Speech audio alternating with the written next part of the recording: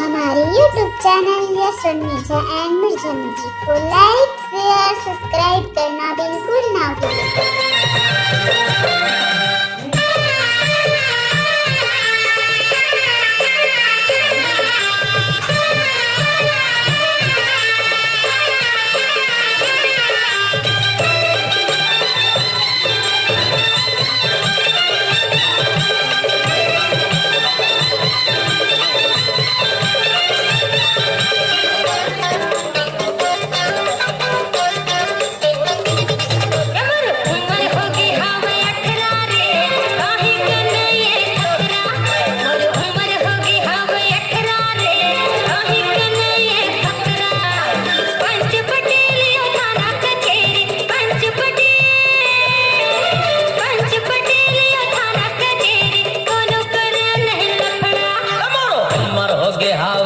घरे हाँ सर्टिफिकेट वो उम्र हो गए हवा 21 वो घरे हाँ सर्टिफिकेट वो पंच पटेल और थाना कचेरी पंच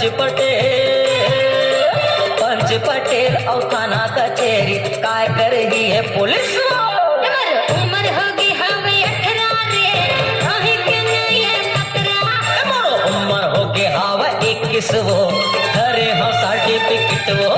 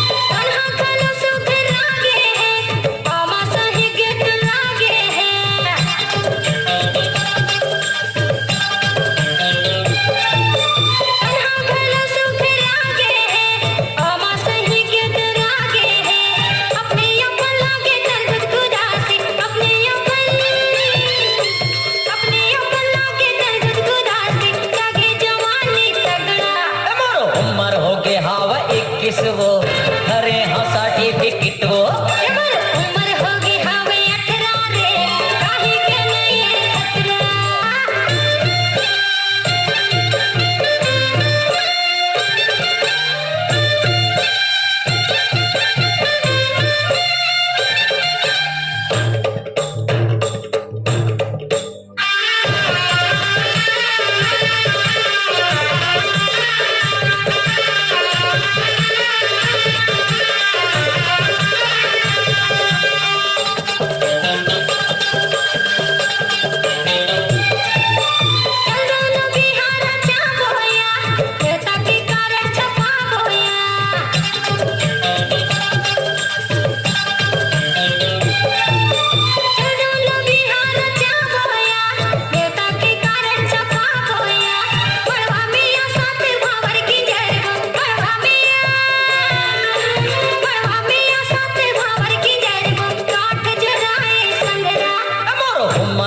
हवा 21 वो घरे हाँ सर्टिफिकेट वो उम्र होगी हवे 18 रे काहे के नहीं खतरा।